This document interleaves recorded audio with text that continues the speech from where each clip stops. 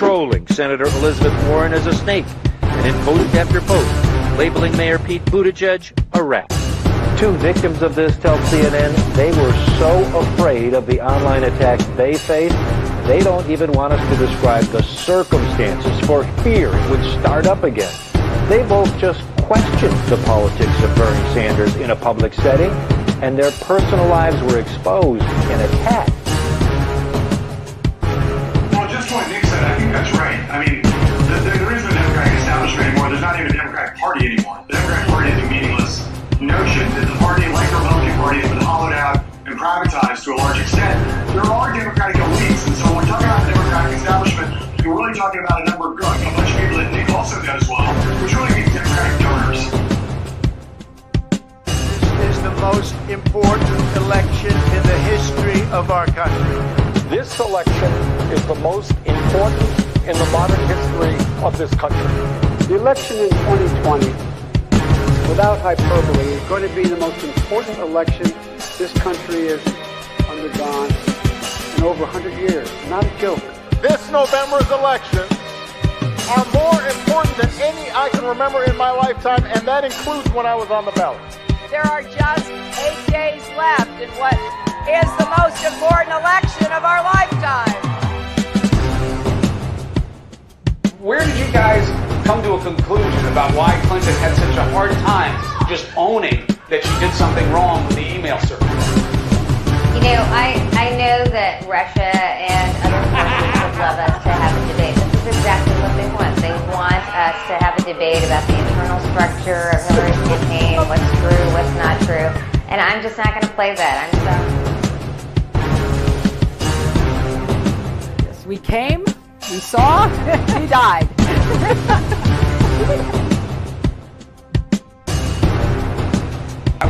I was the CIA director. We lied, we cheated, we stole. It's like we had entire training courses.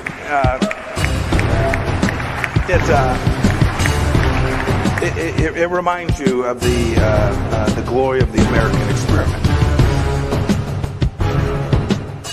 You know, people have said, if you look at, for example, the heat that ended up around the bend the knee of Colin Kaepernick. Mm-hmm. Many smart people have said it actually was not a thing. The Russian bots started taking out. Yes. Up, and I saw my mom. My mom is the strongest woman I know. She should this be is running. Not about.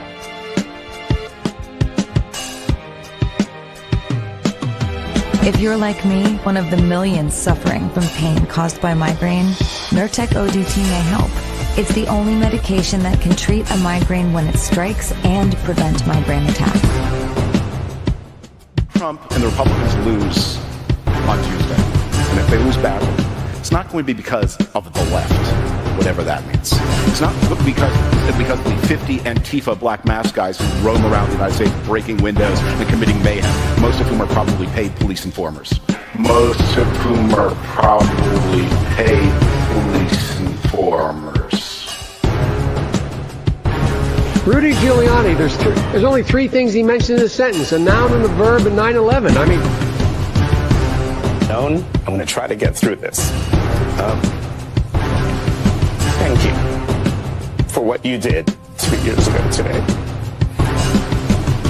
And I went to Wall Street in December of 2007, before the big crash that we had, and I basically said, cut it out. and now I want to hand it over to the president of Ukraine, who has as much courage as he has determination. Ladies and gentlemen, President Putin.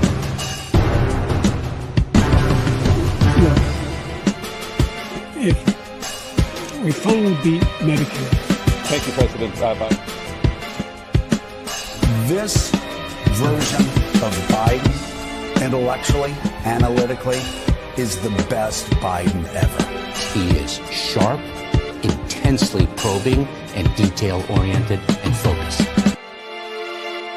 They're eating the dogs, the people that came in. They're eating the cats. They're eating the pets of the people that live there.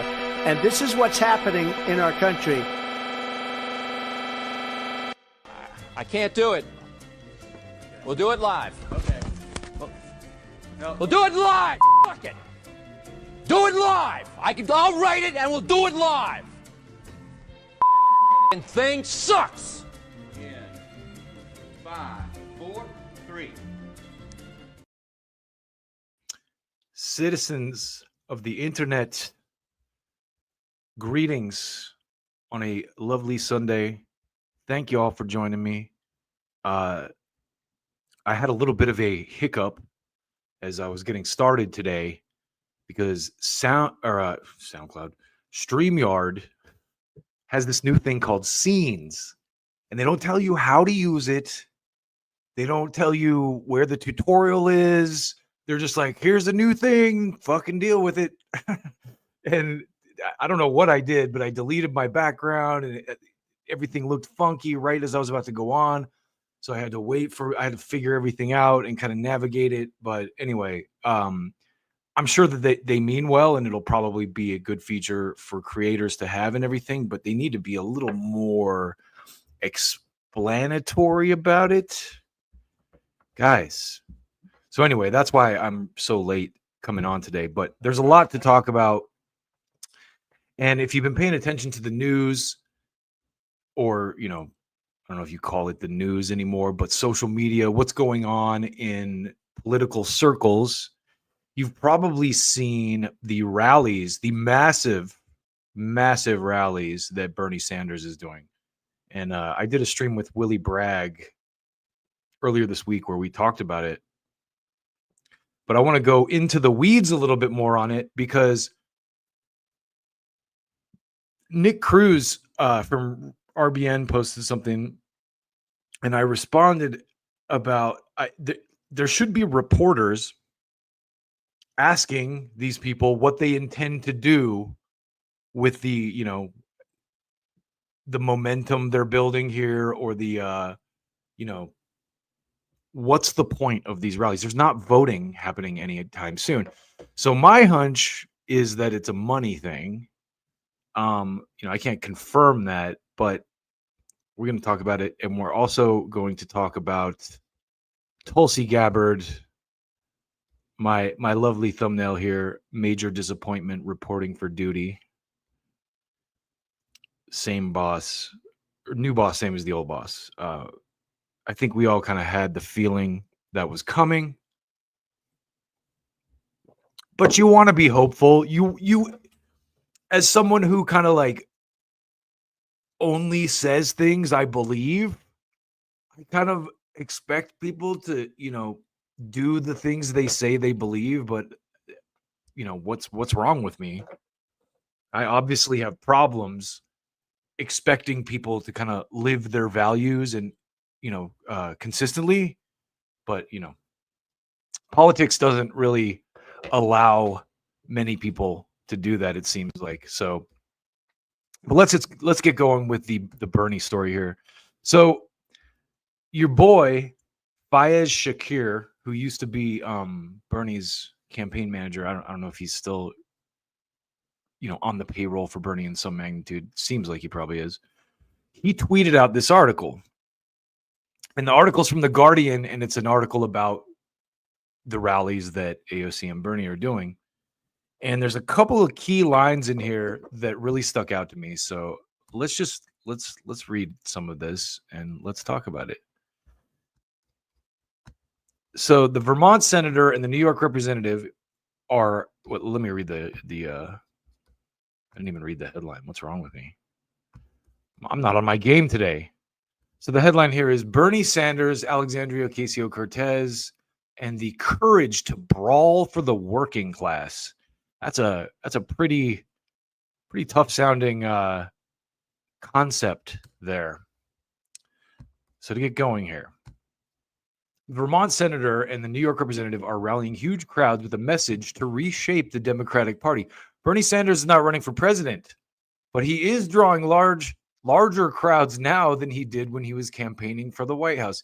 Interesting, because none of the Bernie people I know are going to these rallies. In fact, I don't know anyone that's gone to one. Maybe I'm not in a place where they've had one yet. That's possible. But if you know someone that's gone to one, I would love to hear from you or hear what they had to say about it. But to keep going here.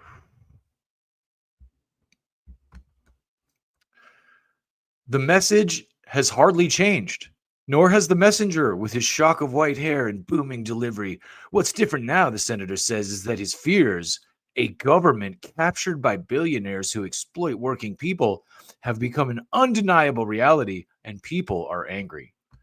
I mean, what planet do you live on where you're just figuring this out? I mean, this is the same stuff he was saying when he was running for president, but he mysteriously stopped saying it when Joe Biden and Kamala Harris were president, but now he's saying it again because he's doing his job. For years, I've talked about the concept of oligarchy as an abstraction, said Sanders, an independent who votes with Democrats and twice sought the party's presidential nomination, said in an interview after a joint rally in Tempe, Arizona with the New York representative Alexandria Ocasio-Cortez. Vermont senator recalled Donald Trump's inauguration when three of the wealthiest people on the planet, Elon Musk, Jeff Bezos, Mark Zuckerberg, all of whom were Democratic donors and voters until the last election cycle, were seated in front of his cabinet nominees in what many viewed as a shocking display of power and influence. Yeah, ask Reid Hoffman or J.B. Pritzker about influence, Bernie. So I just want to kind of sidebar here for just a second and say that this is fucking disingenuous. And I mean, we can all smell the bullshit from the beginning, but this is clearly, I mean, the idea that now there's suddenly this big problem again and we need to rally everyone against the oligarchy because the Democrats lost, that's a little bit suspect. But let's keep going. Okay, so next slide here. You got to be kind of blind. You got to be kind of blind not to understand that you have a government of the billionaire class, for the billionaire class, by the billionaire class, he said. And then on top of that, you've got Trump moving very rapidly toward an authoritarian form of society. Now listen, that part of it, I mean, they've been doing some pretty ridiculous shit, ridiculously unconstitutional shit. So I hope that gets reeled in. I'm with Bernie on that, even if, broken clock, right?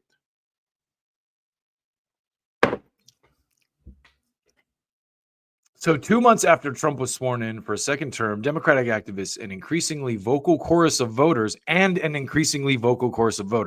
Okay, again, I love the way these legacy media outlets word this shit. It's like a hypnosis, like an increasingly vocal chorus of voters. Okay, are they really voters? Because if there was that many people, they probably would have won the election. Okay, so anyway, increasingly vocal chorus of voters say they are terrified. Yeah, of course they are if they watch mainstream TV, which is literally just terrifying your grandparents right now about every little thing Trump and Elon Musk do. And actually a lot of fucking brunch liberals too buy all of it. There's definitely, listen, I'll oppose Trump and Elon Musk on the stuff that they're actually doing. Like there was a quick sidebar. There was a whole thing about Pete Hegseth removed Colin Powell and racism. And it's like, no, he's still there. They took people's ethnic, category off the fucking sheet or something. It's like when you look into this stuff, the hysteria around it is just absolutely insane. But let me keep going here. So because it's being ginned up on purpose. That's the point. And this is the good part of this op to make it look like, wow, look, there's a massive resistance to Trump. I'm not saying there isn't. I mean, there's a lot of people, there's a lot of good reason to resist some of the stuff he's doing, but I brought receipts as to why this is absolutely disingenuous. Voters say they're terrified and angry and desperate for leadership. In something of a third act, the 83-year-old Democratic Socialist is stepping in to fill the void. Where is Joe Biden, the former president, by the way? No one's asking about that. But his aim is not only to revive the anti-Trump resistance movement, he wants a bottom-up overhaul of the American political system. Sure he does. Just like he did the last 2 times. It's just how he goes about it isn't very effective and seems a little bit counterproductive, to be honest. It's not just oligarchy that we are going to fight. It's not just authoritarianism we're going to fight. Sanders told an arena full of supporters at Arizona State University on Thursday night. We will not accept a society today in which we have massive income and wealth inequality, where the very rich have never done better while working families are struggling to put food on the table. Yeah, sounds just like a rehash of 2020 and 2016. For weeks, voters have been showing up at town halls to vent their alarm and rage over the president's aggressive power grabs and the Musk-led mass firings of federal workers. But they are also furious at the Democratic leadership, charging that the party that has spent an entire election season warning of the threat Trump posed to American democracy, and yet now appeared either unable or unwilling to stand up to him. That's an interesting framing there. As if they didn't just crush any chance at a primary opponent to Biden and then quickly try to swap out Harris when that didn't work out. But let's keep going. At the rally in Tempe, several attendees demanded more defiance. Of course, I say this a lot, but Mike Benz pre-election was like, if Trump gets elected, the security state apparatus is going to completely flip over to being the resistance again. They're going to do everything they can to disrupt and cause problems and lie about the things he's doing. I'm not saying that there's not bad stuff that he's doing. There is, but they intentionally overhype and lie about everything. And then they, convenient. There was this story, just another quick sidebar here. There's a story about this band, the Dropkick Murphys. And if you followed this story, I follow music press pretty closely for reasons I won't get into right now.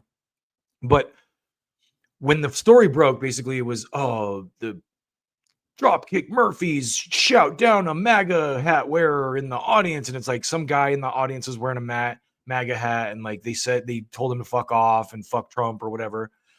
And then the next day, there was a bunch of stories that came out that Elon Musk had banned them from Twitter. Well, you go into the weeds on that and you find out that the band was actually banned. They left Twitter in like 2022 when Elon Musk bought it because they're that kind of, they wear those kind of panties. And then someone else took their name. And so they filed an injunction, and that's why their account shows is suspended and has for several years. So that's just one example of just like, stupid, easily disseminated propaganda. And of course, if you go check Forbes now and stuff, they corrected themselves at least, but everyone already, bought the initial story. So let's get through this though. Them just holding paddleboards up and staying quiet or wearing pink blazers is not enough, said Alexandra Rodriguez, 20 of Mesa, referring to the Democrats' acts of protest during Trump's address to Congress earlier this month. I think they do need to be willing to go to extremes. Interesting. And what kind of extremes would those be?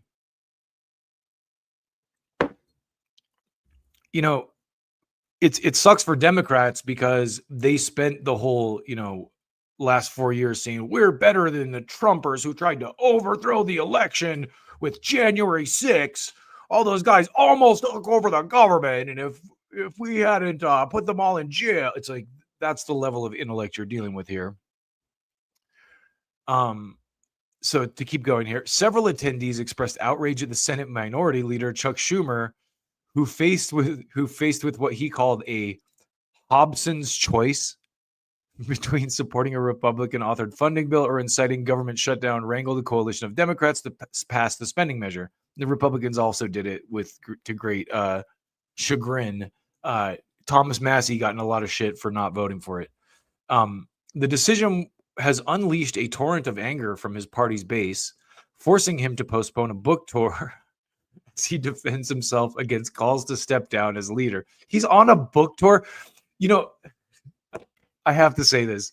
The other day, Barack Obama tweeted out like, who's got their March Madness picks or something like that. And just the juxtaposition of that against like this, you know, everyone, these guys, they're throwing these rallies and people are burning Teslas, which between you and me, I think might be like a Elon Trump op to like it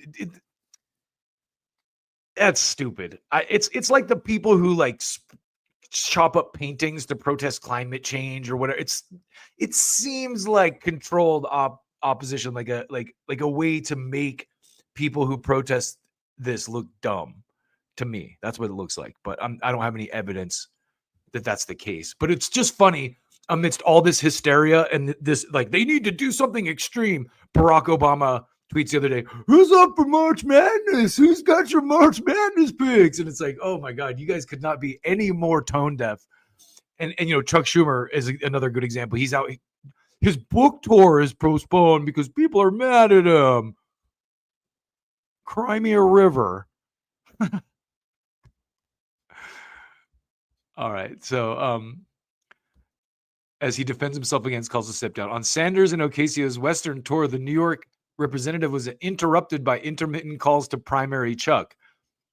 See, and this kind of energy right here, this like primary Chuck energy, that is the energy you win with. That's why the MAGA people won, because they're not fucking around. You know, they're like, we'll fucking primary you guys if you don't vote for our shit. The Democrats should do that too. The left should do that. The left never does that. It's like, oh, well, that guy, he said something bad about trans people, so we can't unite with them.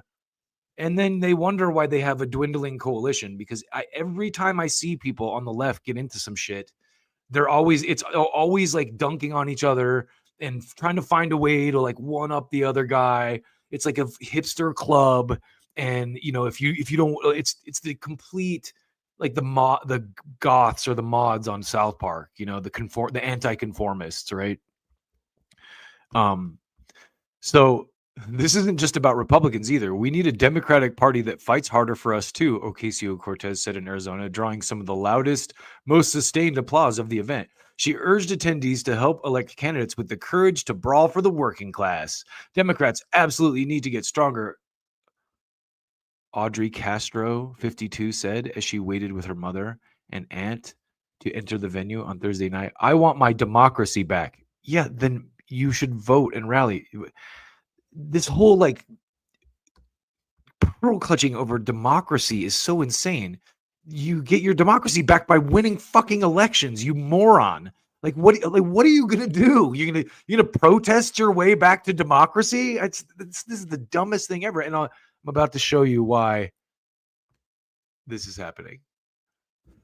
So here we go. In recent weeks, Democrats have sought to capitalize on the bubbling backlash to the disorienting opening months of Trump's second term. Capitalize. That's a key line right there. Democrats have sought to capitalize. That's what this is. That's the thing I love about these news articles. The headlines are always kind of like warped to, you know, convey some partisan messaging. But if you actually read the entire text, at some point they actually do give you the truth. And this gets even better. So Democrats have sought to capitalize on the bubbling backlash to the disorienting opening months of Trump's second term. Following Sanders' lead, many Democrats are hosting town halls in Republican-held districts to draw attention to Musk's slash and burn cost-cutting project and Republican proposals that would almost certainly result in cuts to social safety net programs. Now, this is something I've seen a lot of fucking hysteria with the left on. And I'm not like an Elon Musk fanboy, but I'm also not for stupid bullshit. Okay. And what's going on right now with Doge is going to be over in a couple months. I don't know if you remember this, but when people were like criticized Elon Musk for this too. They're like, he's like, oh, it's only going to last 6 months. And they're like, oh, yeah, it's going to be totally ineffective then. Well, it doesn't look like it's that ineffective so far. But it also is still. So what are these people going to do? What are they going to rally against when Elon Musk isn't part of this anymore? He's just, you know, a guy donating money in the background. Because the Democrats have those guys too. They had J.B. Pritzker at the DNC. They have Reid Hoffman. Until this last election cycle, they had Jeff Bezos and Mark Zuckerberg too, and Elon. So it's patently, but let's keep going. I'm about to get to the good stuff. Robbie Lambert, 70, a retired special education teacher. Now you have to be sympathetic for that. How can you? That's you. I love this propaganda. It's like, oh, special education teacher. How dare he? Trump's harming a special education teacher. Oh my God. Robbie Lambert, special education teacher, said keeping up with the turmoil in Washington was beginning to feel like a full-time job. Is he telling us that he's being paid to do this, or what? Like, just that afternoon, Trump had signed an executive order aimed at dismantling the Department of Education. You feel helpless. It's like, what can we do? Said Lambert, who was on vacation in Arizona and decided she had to attend the Tempe rally. Oh, so Robbie's a girl. Okay. Coming together, talking with people here makes you feel like you're doing something. Makes you feel like you're doing something. But you know what will really make you feel like you're doing something, Robbie? You want to know? Donate some money. Give Bernie money. That's when you're really doing something.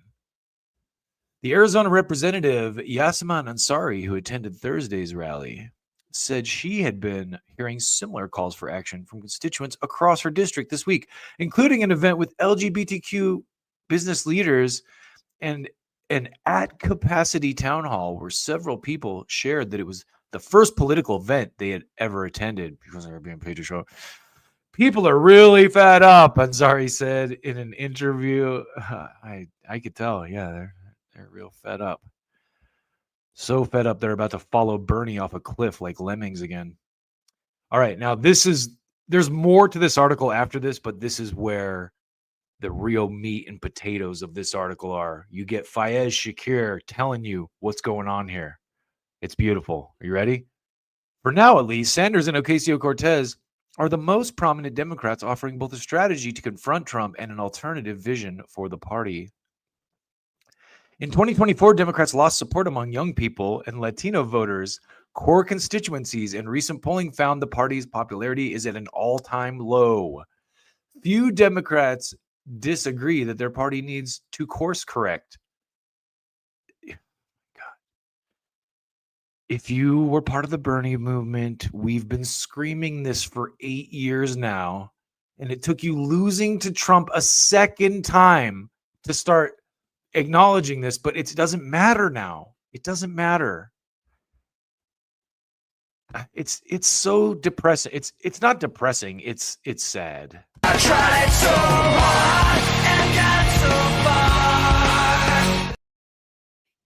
So in 2020, so supporters say the success of Sanders' tour, which began last month in Omaha, Nebraska, is a clear sign that Democrats want the party to aggressively fight what they view as Trump's encroaching authoritarianism, not to roll over and play dead, as veteran strategist James Carville suggested. Okay. You're still listening to James Carville. In any meritocratic institution worth any salt, none of these people would be around anymore. And it's like the Democratic Party is really just kind of the same mechanism as like the media or the Republican Party or, the war machine. It's like you can be wrong, and you'll never lose your job. And people like James Carville are the reason that Bernie Sanders was a no-go the first two times. Because he's like, no way, we ain't having that damn socialist up in here. But I'll wipe your butt. Whatever the fuck. That guy's such a... They're quoting James Carville in this article. This is just like a shining example of how fucking stupid the Democrats are. And I don't mean the donors. I mean, they're fucking milking the shit out of these people. I mean the voters. If you're still voting for Democrats, you are one of the absolute dumbest, most out of touch people alive. And listening to James Carville, I mean that Jesus Christ. It's impossible to express the amount of disgust I have for James Carville. What a fucking corpse. They also view it as an endorsement of Sanders' policy agenda, arguing that his brand of economic populism is the right match for this political moment. Now that we lost. According to a memo by Sanders' longtime advisor, here it is. This is it. This is the lead that was buried. According to a memo by Sanders' longtime advisor, Fayez Shakir, the senator has raised more than $7 million from more than 200,000 donors since February and is drawing crowds 25 to 100% larger than the height of his presidential campaigns in 2016 and 2020. That is very suspicious. I would like some intrepid reporters to go talk to some of these people and find out why they're at these rallies. Is MSNBC just advertising them? Is that why? Like, I don't know any Bernie Sanders supporters from the real Bernie era when he was actually like a threat to the Democratic Party that are supporting Bernie Sanders still. There's none. It might just be like MSNBC brunch liberals, but there you go. They're telling you right here, 7 million for more than 200,000 simps and morons since February. And on Friday, more than 30,000. Okay, wait, what does it say here? Yeah, on Friday, more than 30,000 people attended a rally in Denver, the largest audience Sanders has ever drawn, his team said. Wow, that's some good weed they got up there in Denver. That's if it can make you think that Bernie Sanders is actually worth listening to at this point in time after he folded like a fucking origami. I don't know. After he folded like origami, we got a little too ambitious with my Bernie slanders there. I was going to say, I was trying to cram way more adjectives in there than I needed to. I really let my passions get the best of me there. We're living in an immensely populist moment right now, Shakir wrote. It's not left versus right. It's very top versus everyone else. It's the title of his memo, it's a populist revolt, stupid. You know, I would honestly think that Fayez Shakir was a goddamn genius if he had said this back in 2016 or even maybe 2019. But we've all been at this place for a long time, which is one of the reasons you guys lost the election. So it's, again, they kind of show you right there what the reality of what they're doing is. And the reality is they're trying to drive donations because a lot of their big donors are out the door. They know that they're not, that if they want to get shit for their money, they have to bribe the Trump people now. That's why Mark Zuckerberg and Jeff Bezos suddenly, they saw what was coming. Bezos was smart. He's like, oh shit, dude, I got to start kissing Trump's ass, man, if I want those government contracts. The interesting part about Elon and his government contracts is people forget that he got those contracts from Obama. Obama kind of like shut down NASA because it was too expensive and they outsourced it to Elon, to SpaceX. So, I mean, is Obama, a Nazi for that? Is he a Nazi sympathizer for giving Elon those contracts back in the day? You know, I'm not saying he personally gave them to him, but he definitely made the opportunity possible. So just a couple of, to wrap up this Bernie Sanders grifter segment, I want to show you a couple of things to think about. So here's the first one. This is a tweet that I put out a little while ago. Let's see, what does it say? Like 22 hours ago or something? Yeah, not that long ago. Less than a day ago. DNC, how do we keep milking stupid MSNBC liberals for donations after we massively lost an election? And then I retweeted the fucking Bernie rally. Because that's exactly what they're doing. And I knew that before I even read this article and got these receipts for you. So here's another one. This is Brian Krasenstein just driving home the point the Guardian article did. Breaking today has also been AOC's strongest ever fundraising day. Raising money against the oligarchy. Taking your money for what? Like that's the thing that really baffles me about liberals. There's not even an election right now. What are they taking money for? I guess maybe they're stocking up for the upcoming election. Hey, whatever. But it's very interesting to watch this dynamic at play. So here's another one I love because this one's so accurate. This is like the best photographical representation of AOC's trajectory I've ever seen. Because if you remember, she was a Justice Democrat. I donated money to her. That's why I have a right to be angry with AOC, just so you know. I gave money to her in the Justice Democrats back in the day. But this was her trajectory. She came in strong. She did a protest and everything, and she learned real quick that if you want to go anywhere, if you want to keep your job, you better listen to Mama Bear Pelosi. So I don't know how that one got in there twice. Here's another great one. This is Primo Radical.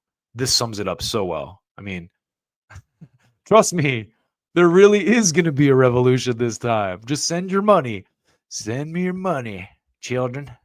Keep on sending that sweet, sweet cash. Sending that sweet, sweet cash to Bernie because we're going to fight the oligarchy. The Democrats are going to fight the oligarchy. Here's a nice little icing on the cake slide here from your boy Matt Orfala. This is from Fortune magazine last year.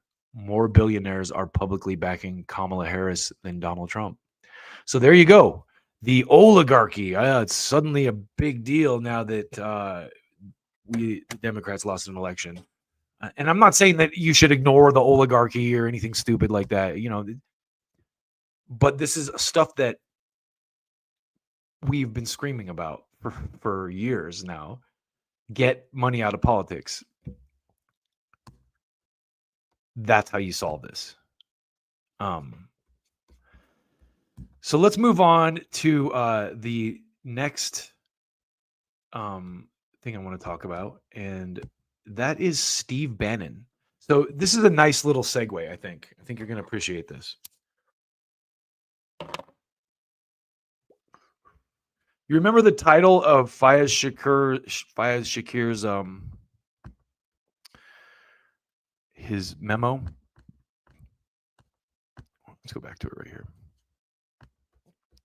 Just to refresh your memory here. We're living in an intensely populist moment right now, Shakir wrote. It's not left versus right. It's very top versus everyone else. The title of this memo, it's a populist revolt, stupid. So I'm going to show you a clip I've shown several times of Steve Bannon from 2017. I believe it's 2017.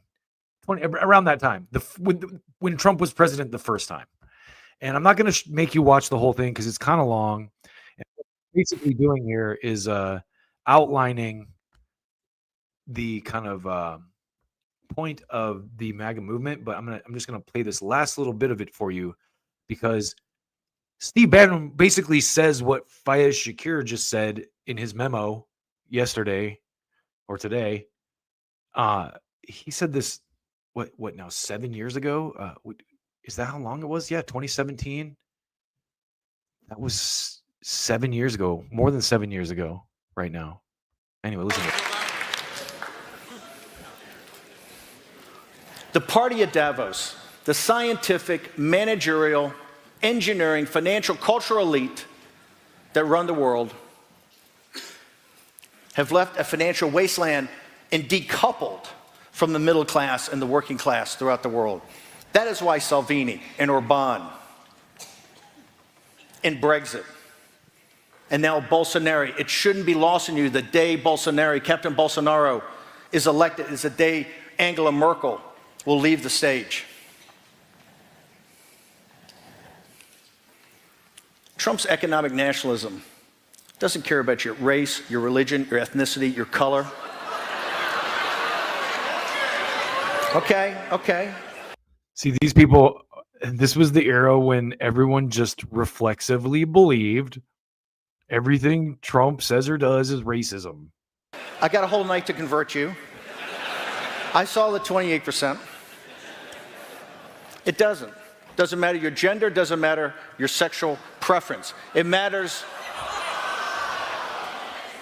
I said economic nationalism. Work with me. It cares if you're a citizen. Look at the results. Look at the results today. Lowest black unemployment in history, lowest Hispanic unemployment in 30 years. Wages rising across the board. Manufacturing jobs coming back. The populist nationalist message and its policies are working in the United States, and it's spreading. The revolt in Europe and now in Latin America. And I get contacted every day from Asia, from Africa, from the Middle East.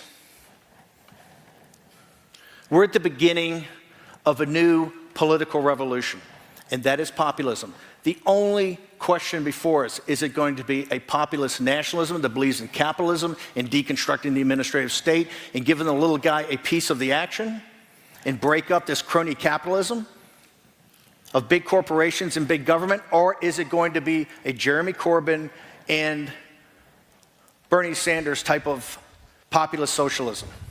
And now we know the answer to that, because the Bernie Sanders movement folded like a fucking origami spider. I don't know if you can make an origami spider, origami bird, whatever. But say what you want about Steve Bannon. There's a lot I disagree with Steve Bannon on, but his economic message is correct. He is 1,000% right. And that is one of the reasons the Democrats have hemorrhaged the working class voter and given them all to the Republicans. There are other factors, of course, but it's really the economics more than anything, you know. And it's just interesting to me to see the Bernie Sanders, you know, acolytes, Fayez Shakir and you know, AOC and all these people talking about populism suddenly, when you guys know damn good and well what this was about from day one. And, you know, Fayez Shakir, he seems like a good guy. I really don't have any ill feelings towards him, or, you know, I think he's trying to do the right thing. I think a lot of people in those positions get kind of railroaded or pushed into something that's untenable, or forced to, you know, think a certain way or say a certain thing to keep a certain job. I understand those dynamics. So I don't really, I'm not really upset with Fayez Shakir, but the point is just, it's very stupid. It would be very stupid for anyone of sound mind to, you know, follow the new Bernie Sanders movement. So just to show you a couple quick receipts here. And listen, Steve Bannon is not part of the administration, but he's kind of the brains of MAGA. So I do want you to see this. I watched this interview that he did with Gavin Newsom. And man, Gavin Newsom, these people, the Democrats trying to do a podcast, or trying to find their lefty podcast. Now they're saying Midas Touch is the #1 podcast. I'm going to have to listen to it just to see what all the hype is about. I'm sure it's terrible, like Pod Save America or some like fucking brunch jerk off sessions. But it's interesting to me that the Democrats are trying to push someone like Gavin Newsom, and they don't understand that the reason Joe Rogan is popular isn't because of Joe Rogan. It's because of the show that he curates. It's because of the people he brings on and the conversations he has. No one's like, the vast majority of Joe Rogan's audience are not Joe Rogan fanboys. I don't even like UFC. I hate UFC. I don't hate it, but it's not really, I'd rather watch the slap boxing shit, right? Like UFC is normally just like two guys hugging on the ground for like 10 minutes. Where the slap boxing, people actually get smacked in the face and knocked out. That's like real action to me. I think that's far more entertaining than, but you know, again, point being is I'm not like the Joe Rogan fucking UFC, everything Joe Rogan does is great person. I've grown to like Joe Rogan because he has a lot of people on his show that I are interesting and that I want to listen to speak. So like Michelle Obama and Gavin Newsom, it's like, yo, it's not about you as the personality. Like if Gavin Newsom, to be fair to Gavin Newsom, he started out with some pretty good interviews, Charlie Kirk and Steve Bannon. So he's getting, but it seems more like he's trying to like start fights with them. Like he gets a little testy with the Steve Bannon's just like, Steve Bannon is intellectually, I think, superior to Gavin Newsom. I think Gavin Newsom, not that he's dumb or anything. I mean, but he is one of those guys who I'm sure like a lot of his appeal is his look more than his, and his, you know, I guess he talks good too. He's not. He's no John Fetterman. Let's put it that way. So anyway, let me show you this. There's a couple clips here of Bannon talking to Newsom, and this first one he talks about Lena Khan. Now, if you don't know who Lena Khan is, she's one of the things I will give the Biden team credit for. She was very like gung ho on antitrust stuff, and anyway, listen to Bannon and Gavin Newsom here, kind of banter about Lena Khan. I thought this was interesting and worth showcasing. Oh, where's my? So I missed some of the setup, but they're clearly talking about Silicon Valley, Elon Musk, Jeff Bezos. I mean, Jeff Bezos in Silicon Valley, he's Seattle, but you get the idea. Elon Musk, Mark Zuckerberg, all the people that wield these techno-feudalism is what Bannon calls it. In fact, I can't remember. I think it was Gray Zone that did a piece where they talked about how Reid Hoffman, who's one of the biggest Democratic donors, was like lobbying Kamala Harris to fire her. So she would have gone whether Biden won or Trump won. She was not. The donors did not like her. But that's no excuse for Trump to fire her either. Even JD Vance has said good things about her. And see, the point of me showing you this too is not to like go right wing or whatever, but to say, look, listen to Steve Bannon talk. He sounds economically like Bernie Sanders. He's talking about oligarchs and techno-feudalism. He's saying the same things. The difference between Steve Bannon and Bernie Sanders is Steve Bannon has the ear of the fucking president right now. Bernie Sanders is out throwing rallies to steal your money for the Democratic Party. So who's the better person right now? Now they're just getting into the weeds on dumb stuff. But there's one more thing Steve said in this interview I wanted to highlight for y'all. Because again, it gives me a tiny grain of hope, just like the Tulsi shit did. We're going to get into it in a minute, which was a big disappointment. Hey, it's something. And the thing is, too, you see the hysteria that they're trying to generate. So the types of changes and systematic changes that they're trying to implement are going to receive pushback no matter who does them. So I'm just like, you know what? Give them 6 months, give them a year. I want to see, how things are running in a year from now. Let's talk in January 2026 and see, what the economy looks like and how much of the wars have wound down. And, because I do think that the Trump administration also got ahead of it this time. But, anyway, let me play this for you because this is another just little piece of Steve Bannon's. And Newsom's not wrong. Look, the Trump administration has their own batch of corruption. I'm not naive to that either. But again, the point of me showing you all this was just to say, look, Steve Bannon here economically is correct. And even, what he just said about the stuff he's talking about, letting the Trump tax cut expire for the upper 1% or whatever. He's almost kind of using it as a cudgel, like leverage, like, hey, look, if you guys are going to fight us on this, then we're not going to give you tax cuts. But if you work with us, then we will. So, I think at this point, first of all, pragmatically, this is the administration we've got. So, like the great Donald Rumsfeld once said, you go to war with the army you got, not the army you want. The great Donald Rumsfeld part, of course, sarcasm.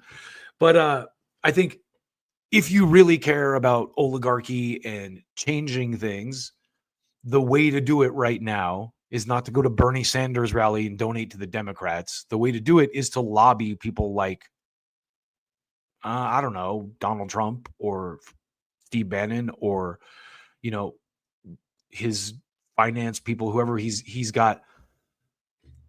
And the fact that I think if he doesn't do these things, it's over for this new coalition that the Republicans have built. They're on thin ice right now. Let's be honest. They have to succeed. And that's the thing too, where for them to succeed, this is such a massive undertaking. Doing anything, changing anything of note, auditing the government like they're doing. it's insane the level of pushback. And with the Social Security stuff, I understand like some people are maybe their mom got cut off for temporarily or whatever, but they're going to put you back on. I think it's like with some of this stuff, it's almost like you just have to shut off the valve completely and then turn it back on for the people really legitimately need it, because it's that out of hand. There's that much fraud and waste in it. That's what it seems like to me. And, I'm not on Social Security, so, I might not have as much sympathy as someone who doesn't. But it doesn't, if they try to take Social Security away from everybody, or they try to, cut it, there will be massive pushback from the MAGA people. Same thing with Medicaid. You're going to remove fraud. It might be bumpy at first. They might have to shut the valve off and find out, who the people that really needs it, and then turn the trickle on full blast to them. Maybe the thing about this too is I would think that if they do root out a lot of waste and fraud, they would give better benefits to people that are there. They have more money to give you when there's less takers, and when there's not illegally people taking in the pond. And listen, maybe what they're doing is not legit, but the way that the government works, I was just talking to these military guys, and they were telling me about contracts and how wasteful they are, and how everyone marks shit up like 300%. That happens everywhere. It happens in the insurance system. So it's happening in the government too. People are siphoning money off. And so, it might be a little rocky, but I'm going to wait and see what happens, You can't blame me for voting for it because I didn't vote. I keep saying that, but I had a good reason not to vote. So let's move on to our banner segment for the night on Tulsi Gabbard. I should have got the sad trumpet to play in this segment, but I did not. So we're going to start with this. This is your boy, Black in the Empire. He said, watch Tulsi and RFK Jr. get big positions in the Trump admin after the Dems treating them like dirt, smeared them, and ran them out of their party. It was really interesting seeing them attack Kennedy and a woman of color veteran they loved until she endorsed Bernie. So this is the part of Tulsi Gabbard that I will fight with people about. Politics is a game of compromise, and we're going to go into this is a little more than compromise, but also to me, just the idea that a person who suffered at the hands of these agencies legitimately, she was on the Clear Skies program. They kept her. Now she's in control of it. I don't care if she's fucking Lindsey Graham. Like, that's a good comeuppance. That's a good person. A person who had this, government arm of the government or agency or whatever you want to call it, weaponized against them politically for political reasons, is now in control of it. And I think that's a great thing. So that is the point I've made with Tulsi Gabbard all along. Sure, she's bad on Yemen. She's bad on Israel. She's a shapeshifter to get where she needs to go. But that's how you get ahead. That's how you win in politics. Imagine if Bernie Sanders had gone to the level of, aggression against the Democrats that Tulsi Gabbard had. Let's just imagine that. Imagine Bernie Sanders came out and called Hillary Clinton the queen of all warmongers. He would not be doing rallies with AOC right now. There's no way. And so I think you have to consider that.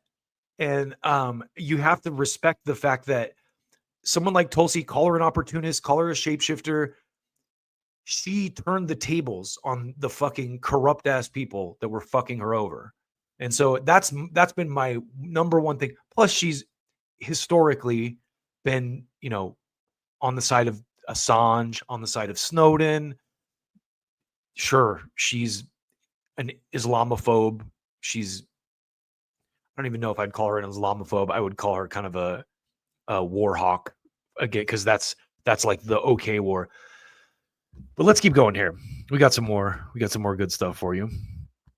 So Black in the Empire said that, and this is another thing that he said, that another one of the reasons I've kind of stuck up for Tulsi, because she put her neck out for Bernie Sanders. And he says Tulsi Gabbard sacrificed her career in the Dem Party to endorse Bernie Sanders. And in return for what she did for him, he votes no on her appointment for DNI so he can remain in good standing with the party that cheated him 2 times. Yeah, he wouldn't be doing rallies if he had voted yes on Tulsi. He's been a good little doggy. And so if I know that there's a lot of like visceral hate for Tulsi Gabbard, like oh fuck her, she's a fucking whoopee. Do you have that? I hope you have that same level of hatred for Bernie Sanders, because he's doing the exact same thing she is. He's maneuvering for political gain. Now he's out there fucking running sheepdogging efforts for the Democratic Party again. He's every bit as politically motivated as Tulsi Gabbard. But a lot of the lefty commentators out there, they have like a stick up their ass about Tulsi Gabbard for some particular reason. And Bernie Sanders supports all the same wars Tulsi Gabbard does, but those people don't have that same stick up their ass for Bernie Sanders that they do. So there's an interesting dynamic there. Now let's get to the good stuff. So here is a video that, pretty much sums up the disgusting flip-flop, to use a term, that Tulsi Gabbard made on Yemen. You've probably seen this, but let's play it again. There are millions of Yemeni people who are on the brink of death from famine, disease, lack of access to food and water, basic medicine and health care. Thousands of Yemeni civilians have died in this genocidal war being waged by Saudi Arabia with support from the United States. It's absolutely outrageous that the United States has continued its support for years now for Saudi Arabia's genocidal war in Yemen that has killed thousands and thousands of innocent Yemeni people and caused mass starvation and suffering, a cholera epidemic, the worst humanitarian crisis in the world in Yemen. Congress finally passed legislation to end U.S. support for Saudi Arabia's genocidal war in Yemen. Now this bill is sitting on President Trump's desk, awaiting his signature or veto. Now, he's already threatened to veto this bill, which just reveals how he cares more about what Saudi Arabia wants than what the American people want. You saw Trump's rhetoric on the campaign trail about Saudi Arabia, against United States support for Saudi Arabia, calling them Joe Rogan, by the way, and now refusing to end U.S. military support for this genocidal war in Yemen that Saudi Arabia is waging, that's created the worst humanitarian crisis of our generation, because he says, well, he doesn't want to risk a multi-billion-dollar arms deal with Saudi Arabia. So, you can see... Say what you want about Trump, that's on brand for him. He cares about money. At least in that respect, what he's really motivated by. He would rather continue to support the senseless and devastating deaths of innocent people in Yemen and using our U.S. military, my brothers and sisters in the military, to do that, because he doesn't want to risk an arms deal with Saudi Arabia, a theocratic dictatorship that actually directly supports terrorist groups like Al-Qaeda. Trump's leadership, going back through his first term as president, he has been and remains very committed to combating and defeating the threat of Islamist terrorism that not only affects the United States, the American people, our own safety and security, but it is affecting so many people in different parts of the world. We can see different terrorist groups, the Houthis in Yemen being one of them, that President Trump has redesignated after President Biden took them off of the terrorist list, redesignated them appropriately as a terrorist organization. What's your name, scumbag? And taking action where the previous administration failed to. Right. The Houthis have been disrupting maritime trade and passage for a very long time, and no serious effort has been taken to stop that disruption. Our country and other countries should not be in a position to have to make a decision to reroute commerce going through that area simply because of the Houthi threat that exists. So President Trump has taken decisive action for our own safety, security, and prosperity. And I know we'll look to other affected countries, as there are many who are impacted by this, to similarly take action. That's beautiful, man. So there you have it. Tulsi Gabbard being the marionette that she has to be for the war machine. And this is from Dark Warlord. Post a villain people like to treat like a hero. Tulsi and Modi, 2 for 1. So my theory on the Islam thing, and I mean, it's not really my theory, but it's pretty evident that Tulsi's very like, what's the word? Aggro, oppositional Islam take is because of this, because of she's Hindu. She comes from, I mean, she wasn't born in India, but, you know, she's working for that guy on some level. And this is one of the things I think, you know, and no disrespect to people who are religious, but I feel like religion drives this kind of stuff. You know, I think the reason Tulsi defers to someone like Modi is because of her religious background. And she's been taught to, you know, respect his authority. And so that's what she does. That trumps any kind of, you know, consistency in her anti-war stance for some reason. And to wrap this up, we got my boy Empire of Lies. Tulsi Gabbard should read this quote to her anti-free speech boss, Donald Trump, and read it to him slowly so his tiny little fascist brain can comprehend it. Freedom of speech is a principal pillar of a free government. When this support is taken away, the constitution of free society is dissolved. Tyranny is erected on its ruins. And I do believe Tulsi's been pretty aggro and pretty, you know, gung-ho about Mahmoud Khalil, who has done nothing criminal and has only, you know, organized protests that upset Tulsi's donors. So that's all I got for Tulsi right now. She's another one where it's very disappointing, but again, I never expected her to live up to my every expectations. Every expectation. I still think that having her in that position is much better than just about anyone else you could put in there outside of like Norm Finkelstein or something. You know what I mean? Like, as far as what's politically attainable in reality, getting someone like her into that role is fucking massive. And I don't care what anyone thinks about that. Despite these kind of fucking spine bends, this jelly spine shit when it comes to Yemen and the flipping around, you know, there's a lot of people who have done good reporting on Houthis and what they're doing, and they're not blocking shipping lanes that are American either. So just know that. But let's round things out today with one last little feel-good piece for you. This is for entertainment purposes only. This is a conspiracy theory, just so you know, to some extent. But I have been on a Michael Jackson kick lately. I fucking love Michael Jackson, and I don't care who knows it.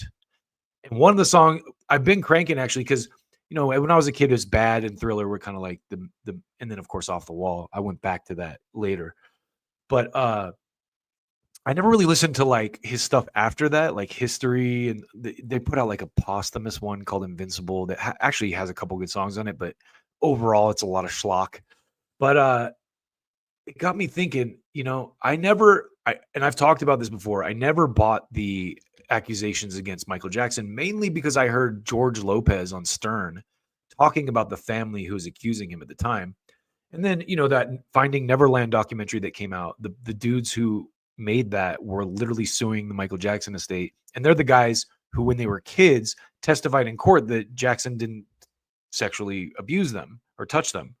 So they were either committing perjury then or they're committing perjury now. I would probably go for now because times are tough and people need money. But let's get into this. This was an interesting little piece I saw on Twitter from Mint Press News, which is an absolutely fabulous fucking news outlet. Alan McLeod over there. Rabbi Shmuley revealed that Michael Jackson would call him crying about Israel killing Palestinian children. Huh. The Zionist celebrity rabbi spoke on Piers Morgan Uncensored about how the king of pop would cry for an entire day about the Israeli military murdering Palestinian children. Interesting, isn't it? I think Princess Diana had kind of a similar take there. Not sure about that, though. So here's where it gets real juicy. This guy in the comments here says Michael Jackson even wrote a poem about Palestine back in 1993 called Palestine Don't Cry. And according to the Michael Jackson fan wiki, which is an absolute ad mess, this is kind of the background and history of it. The background is it was written in 1993 during the history sessions, and it was supposedly it's a song, but I don't know that it was ever released or even recorded. But here's some of the lyrics. These aren't all of them. You can go look them up if you want to read the rest. But it says, "See the plains of the days of old, just a century ago, when stories of peace were told, of how Galilee ran through the Jordan River. What remains are cold tales of war, of the death and dying. Bombshells are flying." So some deep poetic justice from deep poetic alliteration. What do you want to call it? Pontificating from Michael Jackson there. Just to give you an idea. And this guy says right here, to quote, "Part of the reason they ruined his reputation was because he started using his immense fame to start talking about real world issues in his songs, and they couldn't afford for him to start talking publicly and openly about things like Palestine, in my opinion." I'm glad that he put "in my opinion" there, because that is not a provable fact. But it's definitely possible. It's definitely a possibility. And as a total sidebar here, I want to show you one more little gem that I've shown before we get out of here for the day. And that is this TikTok video right here. This is kind of interesting. Check it out.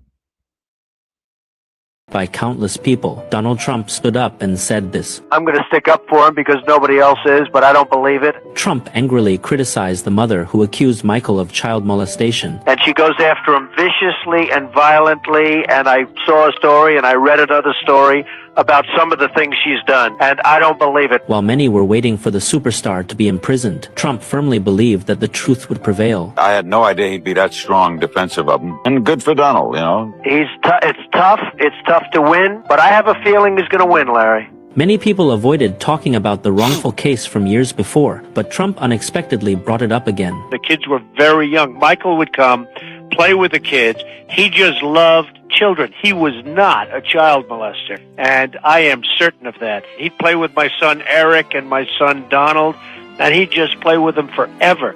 He loved children, but he was not a child molester. And even Trump's eldest son, when he grew up, mentioned Michael Jackson. Jackson used to come up and, he was our neighbor at Trump Tower, right? So I was playing Teenage Mutant Ninja Turtles with Michael Jackson. It's not appropriate for us to say who was behind the smear campaign against Michael, but Trump gave him the best support. Michael Jackson. I love Michael Jackson. So Michael was a great friend of ours, actually. And he lived in Trump Tower for a long period of time.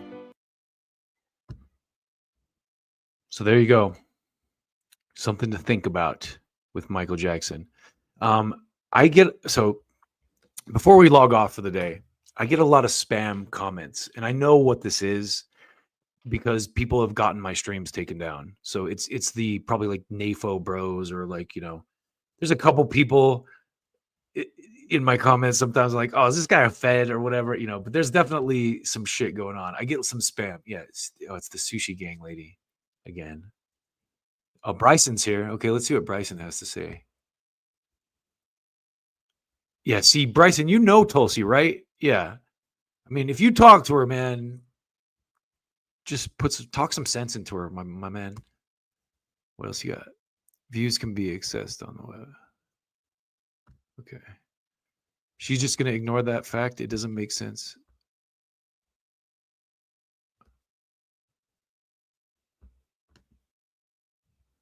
It's a crackdown on protests. Yeah, sorry, Bryson. I usually wait to answer comments till the end because I'm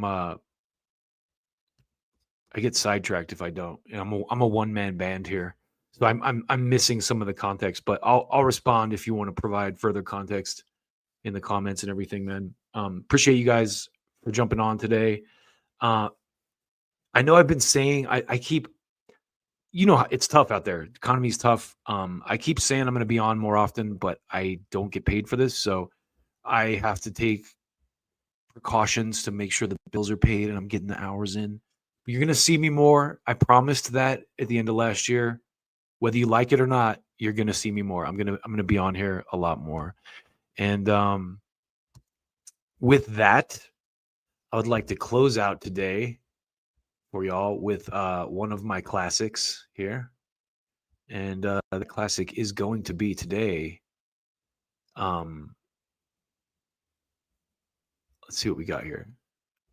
We're going to do the Proud to Be American mix for you. Since we're talking about free speech and remembering the summer protests, I think this is a good way to take us out today. This is a little compilation I put together about, of the campus protests, the college protests over the summer. And I think it's a very beautiful, sentimental piece that you're going to enjoy if you haven't seen it yet. Thank you again. Like and subscribe. I'll be seeing you again soon. And please, if I love it, if I said something that was off, sometimes you get yapping on these streams and stuff, and sometimes I say stuff that I catch later. I'm like, oh wow, that was what I just said there was off. So please jump in the comments and correct me if you have better information. That's one of the things I love about this. I want to learn. I want people to fucking prove me wrong.